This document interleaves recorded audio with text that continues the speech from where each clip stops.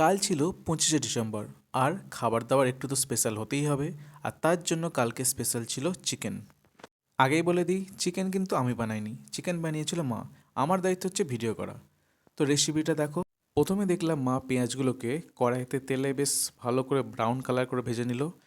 তারপর সেই পেঁয়াজ ভাজার মধ্যে দিল কিছু পরিমাণে টমেটো বাটা, আর দোকান থেকে পাওয়া যায় আদা রসুনের পেস্ট, সেটাও দিল এবং সেটাকে ভালো করে মতো করে নেড়ে নিল। এরপরে দিয়ে দিল কিছু পরিমাণে নুন। ইতিমধ্যেই পাশ থেকে ভাজা আলুগুলো উঁকি মারছে, ও বলছে আমার পালা কখন আসবে।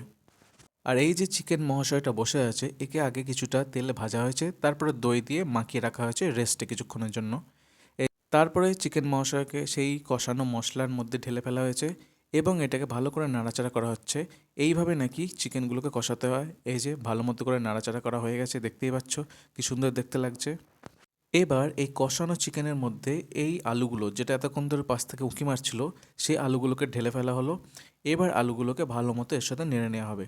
যারা যারা আলু পছন্দ করে তারা চিকেনের সাথে আলু খায়, আমার তো ভালোই লাগে, তাই আমি চিকেনের সাথে আলু খেতেই বেশি পছন্দ করি। তো ভালো মতো এটাকে চিকেনের সাথে নেড়ে ফেলা হলো এবং এরপরে জল দিয়ে দেওয়া হয়েছে। এবার এটাকে 20 থেকে 25 মিনিট ভালো মতো ফোটানো হবে। তো চাপা দিয়ে এটাকে 20 থেকে 25 মিনিট ভালো মতো ফুটিয়ে নেওয়া হয়েছে। এই যে এখন দেখতেই পাচ্ছ প্রায় রেডি হয়ে গেছে এটা। কত সুন্দর দেখতে লাগছে এটাকে। এবার মিট মশলা ছড়িয়ে এটাকে নামানোর পালা। এই যে নামিয়ে দেখো এবার কত সুন্দর দেখতে লাগছে, কালারটাও ভালো এসছে বেশ।